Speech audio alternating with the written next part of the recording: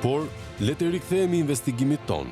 Gazetarët e emisionit Plug e kishin të qartë emrin e Artan Sakos, por ajo që duhet të investigojë ishte kompania Invest Alb and Consulents. Invest Alb dhe Consulents themelohet në janar 22 me ortak themelues Amantia Fatmir Xhafaj dhe Dition Baboçi. Fillimisht, kompania do të quhej Venus Ventures. Amantia Xhafaj është vajza e deputetit të Partisë Socialiste dhe kryetarit të komisionit që do luftoj korrupsionin, Fatmir Xhafaj, ndërsa Dition Baboçi është bashkëjetuesi i vajzës tjetër të Fatmir Xhafës, shtetases Aulona Xhafaj, ish drejtori Erion Veliajt. Në janar të vitit 23, kjo shoqëri ndryshon emrin në Invest Alb and Consulents. Në bilancin e vitit 23, përftojmë të dhëna interesante për investigimin ton. Kompania, edhe pse nuk ka pasur aktivitet, i vetmi biznes që ka vendosur të kryej është blerja e aksioneve të kompanisë Dion Energy.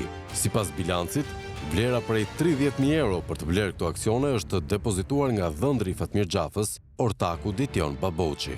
Edhe për vitin 24, kjo kompani nuk deklaron të ardhura, pra nuk kryen asnjë aktivitet tjetër ekonomik përveç zotërimit të aksioneve në kompaninë Dion Energy. Në gusht 23, Artan Sako dhe familjarët e Fatmir Xhafajt do të bëheshin jo vetëm aksioner të një kompanie pa aktivitet, por si aksioner të Dion Energy do të bëheshin pronar edhe të një leje për ndërtimin e një impjanti fotovoltaik 2 MW në Fier.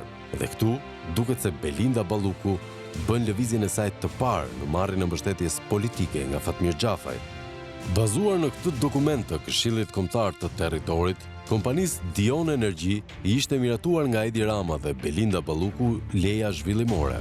Me vendimin numër 40 të datës 29/5/23 të Këshillit Kombëtar të Territorit, miratohet leja zhvillimore me objekt. Ndërtimin e impjantit gjenerues të energjisë elektrike fotovoltaike me kapacitet të instaluar 2 MW dhe vepra vendimëse me vendodhje në Topoj, Bashkia Fier me subjekt zhvillues, Shoqëria Dion Energy SHPK.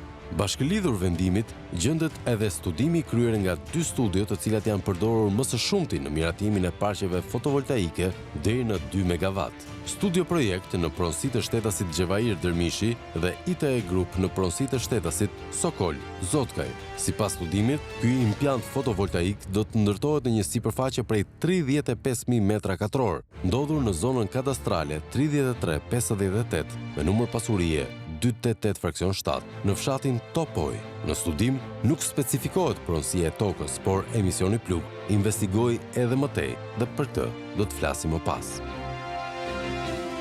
Nga analizimi i bilancave të kompanisë Dion Energy deri në vitin 22, kjo kompani, edhe pse kishte aplikuar për lejen zhvillimore, kishte kryer vetëm 4.000 euro shpenzime për konsulenca apo për përgatitjen e dokumentacionit tekniko-ligjor, gjë që është shumë e habitshme pasi vetëm studimet dhe projekti teknik paguhen 2 fish. Në bilancin e vitit 23 rriten menjëherë shpenzimet për konsulencën ligjore dhe deklarohen në vlerën 5.000 euro.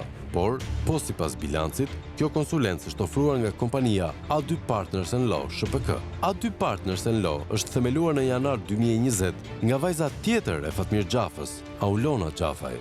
Sipas të dhënave të deklaruara në ILDKPI nga deputeti, rezulton se e bia Aulona Xhafaj dhe njëkohësisht bashkëjetuesja e shtetasit Dition Baboçi, i cili është njëkohësisht dhe aksioner në kompaninë Dion Energy. Nuk dihet nëse kjo është konsulencë reale apo fiktive, por kjo mbetet për të faktuar nga prokurorët e SPAK ose nga heronjt e grupit parlamentar të Partisë Socialiste. Nga të dhënat e deklaruara në bilanc, klient të Aulona Xhafës në studion e saj ligjore janë kompani sigurimi, qendra tregtare, sigurisht Luan Bregasi me kompaninë e tij, por edhe një tjetër kompani e cila përbën interes për investigimin ton. Agro Roma 2019 në pronësi të shtetasit Iglitare, i lidhur në biznese me djalin e Luan Bregasit. Ky fundit, jo vetëm biznesmen, por edhe këshilltar bashkiak në Tiranë, si përfaqësues i Partisë Socialiste.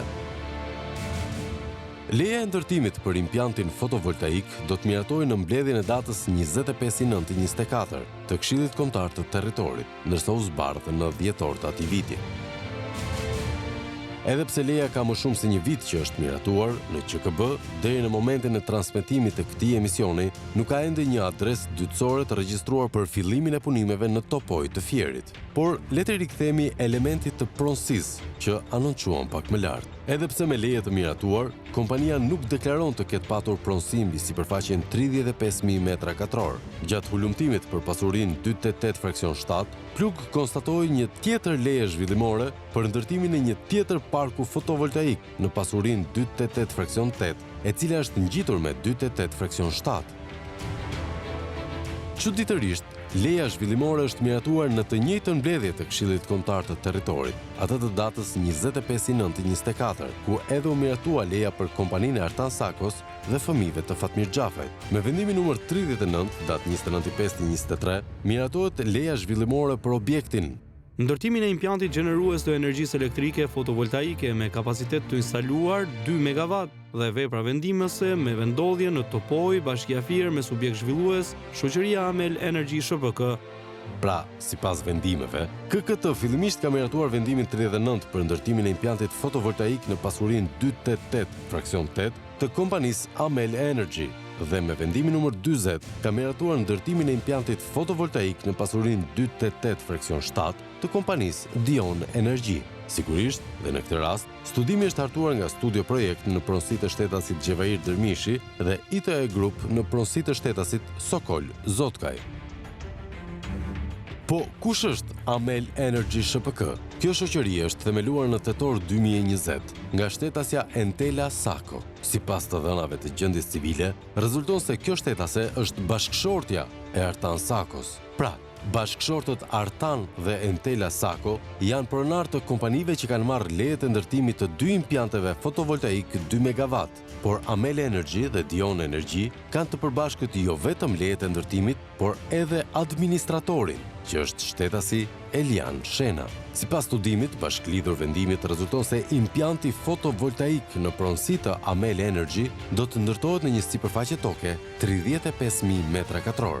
As në këtë studim nuk jepen të dhëna për pronësinë e tokës. Pra, e njëjta sipërfaqe toke, edhe pse nuk deklarohet në QKB në asnjë prej të dy kompanive, figuron si sipërfaqja e përdorur në letra për marrjen e lejes nga të dyja kompanitë për 2 parqe fotovoltaike të ndryshme pranë njëra tjetrës. Procedura për kompletimin e lejes dhe ndërtimit të parkut fotovoltaik ka vijuar edhe me institucionet e tjera. Amel Energy, në emër të kunatës së kryetarit të sapo zgjedhur të Bashkisë Tepelen, Gramon Sako, është licencuar nga ERE për prodhimin e energjisë me vendimin numër 207, datë 9/9/25.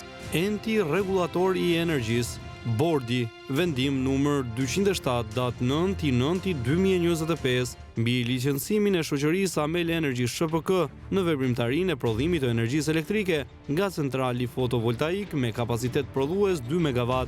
Sipas vendimit, rezulton se shoqëria Amel Energy ka nënshkruar me Mien kontratën numër 2428, datë 28/4/23, për ndërtimin, shfrytëzimin dhe administrimin e centralit gjenerues të energjisë elektrike fotovoltaike me kapacitet 2 MW dhe vepra vendimse në zonën kadastrale 3358, njësia administrative Topoj, Bashkia Fier, Qarku Fier.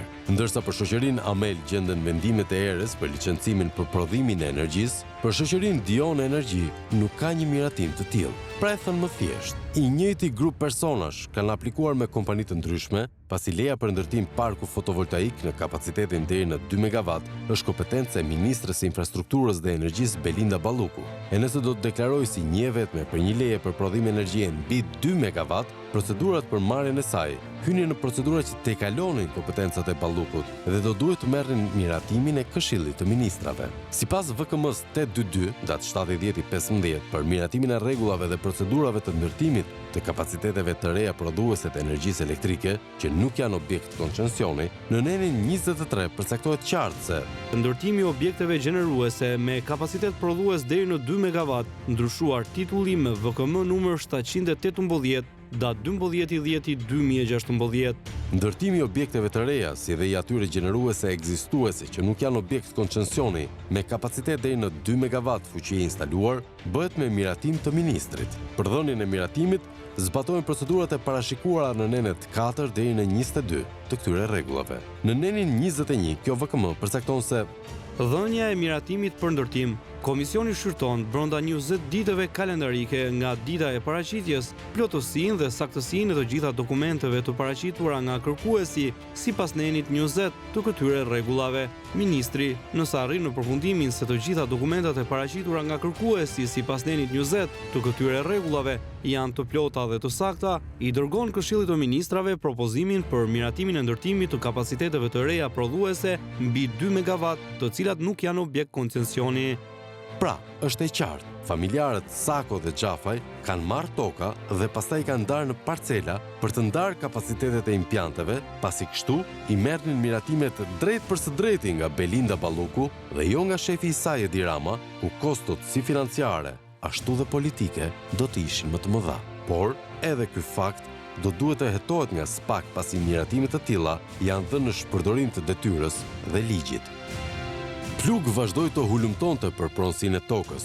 Është prona e deklaruar nga të dyja kompanitë për ndërtimin e parkut fotovoltaik. Kjo sipërfaqe toke rezultoi se është pronësi shtet dhe i është dhënë me qira nga Bashkia Fier dhe sigurisht në përfundim të investimit do të kalojë në pronësi të shoqërisë Amel Energy SHPK dhe jo më fermerëve Fierak. Në datën 24/9/25 në QKB regjistrohet adresa dytësore në pasurinë 288 fraksion 8, zona kadastrale 3358, Sheq Marinas Fier. Në vendimin e ortakut të vetëm të depozituar, citohet se Shoqëria Amel Energy SHPK në cilësinë e zhvilluesit është pajisur me leje ndërtimi numër 453 fraksion 7, protokoll datë 16/9/2025 nga Këshilli Kombëtar i Territorit KKT për ndërtimin e impjantit gjenerues të energjisë elektrike fotovoltaike me kapacitet të instaluar 2 MW dhe vepra vendimëse mbi pasurinë numër 288 fraksion 8, ranishte me sipërfaqe 35.000 m2 ZK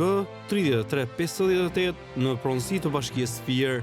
Pra, rezulton se pasuria 288 fraksion 8 është në pronësi shtet, e përrjedhoi edhe pasuria 288 fraksion 7 me sipërfaqe 35.000 m2 mbi të cilën do të ndërtohet parku fotovoltaik në pronësi të familjarëve të Fatmir Xhafajt është shtet. Por, emisioni Plug nuk arriti të sigurojë informacione se në emër të kujt është lidhur kontrata. Për këtë, ju drejtuam me një kërkesë për informacion Bashkisë Fier, por deri në këtë momente nuk ka një përgjigje. Në fund, ajo që mbetet është se dy kompani të dala nga hiçi me një kapital modest marrin leje për ndërtim të parqeve fotovoltaike, marrin pronën që duhet u jepej banorëve të asaj zone dhe bëjnë një nga bizneset më të suksesshme në vend. E vetmja merit dhe cilësi është fakti se rezultojnë në pronësi të zyrtarëve të lartë të Partisë Socialiste. Rritja e kuotave politike të Belinda Ballukut rezultoi e suksesshme edhe për personazhet fokus të këtij emisioni, të cilët nisën të ndryshojnë pozitat e tyre brenda grupeve në kampin socialist. Nga sektori i ndërtimit dhe infrastrukturës nisën shtrimin e biznesit në fushën e energjetikës. Kompania Amel Energy në pronësi të bashkëshortes së Artan Sakos në mars të vitit 2023 bleu 50% të aksioneve të kompanisë Kenji SHPK. Aksioneri tjetër me 50% i kësaj kompanie, Tomor Spahiu, është një tjetër shtetas i lidhur me afera korruptive që po hetohen nga SPAK. Sipas dosjes hetimore, ku i është komunikuar akuza Erioni Sajt, kryetari i Bashkisë Ersek, Tomor Spahiu ishte bashkëpunëtori kryesor i shtetases Entela Çano. Ai u bë pjesë e aferave të Entela Çanos me tenderat e usjellësit të Erioni Sajt në Bashkinë e Ersekës. Sipas të dhënave të dosjes hetimore të SPAK dhe investigimit të transmetuar nga Plug pak javë më parë, Tomor Spahiu rezulton se hartoi projektin për ndërtimin e usjellësit të 13 fshatrave në Bashkinë e Ersekës. Kompania Max Studio Tomor Spahiut rezulton se pasi hartoi projektin që dorëzoi Entela Çano në Bashkinë e Kolonjës për tenderin 4 milion euro për usjellësin e 13 fshatrave, së bashku me kompaninë e Çanos fituan tenderat e supervizimit për ndërtimin e këtyre usjellësave. Këto afera janë duke u hetuar gjithashtu nga prokurori që po heton dosjen e Ballukut, Dritan Prençi. Tomor Spahiu, në tetor të vitit 2025, vendos të shes aksionet e kompanisë te miku i tij Fari Maho E gjitha kjo për të shpëtuar pasurinë gjatë hetimeve të SPAK. Ndërkaq, Amel Energy bleu pjesën tjetër të aksioneve të kompanisë Kenji SHPK, në pronësi të së cilës ishte edhe një hidrocentral. Vetëm pasi aksionere u bë gruaja e Artan Sakos, Këshilli Kombëtar i Territorit do të miratonte një tjetër leje ndërtimi për këtë shoqëri për rritjen e kapaciteteve. Kontrata e lidhur me Ministrinë e drejtuar nga Belinda Balluku për këtë hec është krye këput një aferë më vete, por do të jetë pjesë e një tjetër emisioni investigativ së bashku me Max Studio e Tomor Spahiut.